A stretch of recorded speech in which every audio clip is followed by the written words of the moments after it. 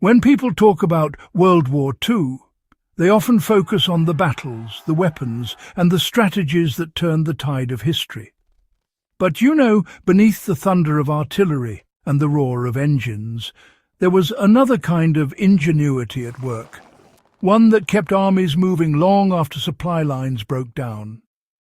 Soldiers couldn't always rely on fresh equipment or quick replacements, so they turned to a repair trick so effective that it became a quiet symbol of wartime self-reliance. This was the World War II field repair hack, a method that transformed scraps, shrapnel, and sheer grit into survival tools. For many, it wasn't just clever, it was the difference between life and death. In the chaos of war, there were no guarantees. A jeep axle could snap miles from the nearest base, a canteen could split in freezing weather, or a boot sole could tear during a march across enemy territory. Soldiers quickly learned that waiting for replacement parts wasn't an option. The front lines demanded improvisation, and, necessity gave rise to one of the most underappreciated skills of the war: field repair, using a universal material known as GI dope, a mixture of wax, fuel grease and cloth fibres that could patch, bind and seal nearly anything. The hack started with aviation crews who couldn't afford to lose planes to minor damage. Out in the Pacific, mechanics discovered that a blend of aircraft dope, the lacquer used to tighten canvas wings, mixed with fuel grease and a strip of torn uniform cloth, could patch holes in fuselages, tents, boots, even water tanks. Infantry soldiers saw this and quickly adopted it for ground use. They began carrying small tins of this improvised repair mix, applying it to everything from ripped canvas packs to broken radio casings. It wasn't pretty, but it worked. And more importantly, it taught a generation of men how to think like mechanics under pressure. At its core, the World War II repair hack was about creating a strong, waterproof and flexible seal using whatever materials were on hand. The mixture itself varied depending on what soldiers could find. Typically, it included beeswax or paraffin, grease from weapons or engines, and sometimes a few drops of aviation fuel to thin the blend. When heated slightly and spread over fabric or leather, the mix bonded to the surface, creating a weatherproof barrier that hardened as it cooled. Soldiers used this method to repair tents shredded by wind, patch bullet holes in water containers, and even reinforce the seams of their boots before long marches. In some cases, they used the same technique to seal ammunition boxes and protect them from moisture in tropical climates. The mix could be melted over a small fire and brushed on with a rag, making it ideal for soldiers operating far from supply depots. A typical repair went something like this. A soldier would find a tear in his canvas bag or tent. He'd clean the area as best as he could, warm his dope mix near a flame until it softened, then press a strip of cloth over the tear and coat it with the hot mixture.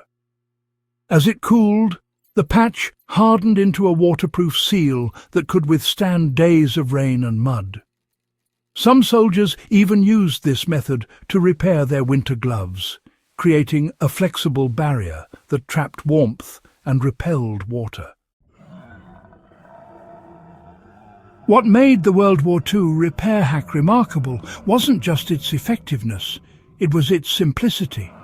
The combination of wax and grease created a bond that was both hydrophobic and adhesive, meaning it resisted water and stuck firmly to almost any surface.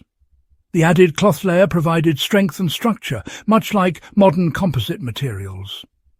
In today's world, where repair kits and adhesives are mass-produced and specialized, this technique remains one of the most adaptable and cost-effective solutions for off-grid living, camping, or emergency repairs.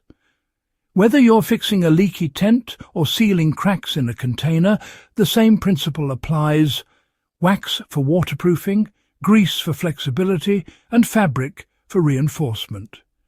You can replicate the original mixture easily with modern materials. Melt equal parts beeswax and petroleum jelly or multipurpose grease, mix thoroughly and store it in a small tin. For field use, heat it slightly before applying to fabric or leather. Press down firmly as it cools, and you'll have a repair that's tough enough to last through weather, abrasion and pressure. This hack represents something deeper than a simple repair technique.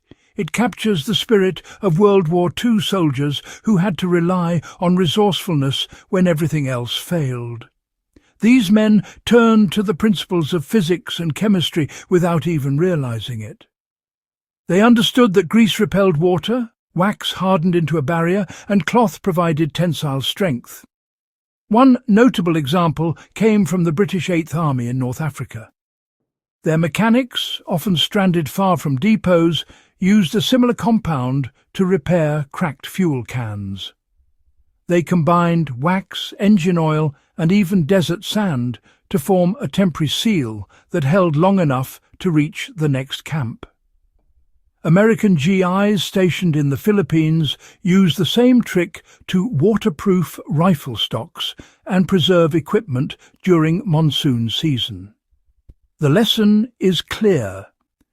Resourcefulness isn't about having the right tools.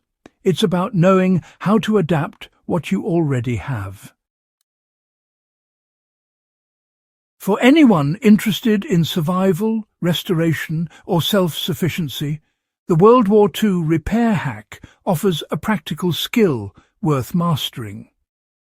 The ability to waterproof, reinforce, or seal materials without specialized equipment can mean the difference between comfort and hardship in the field. Campers can use it to fix holes in tents. Hikers can seal tears in backpacks. And off-grid homesteaders can patch rain barrels or protect wooden handles from rot. Here's how to practice it effectively. Start by experimenting with small repairs at home. Melt a wax and grease mix, test it on old fabric, and observe how it bonds as it cools. Try using it on different materials: leather, canvas, even thin metal. The goal isn't just to replicate the old method, but to understand why it works.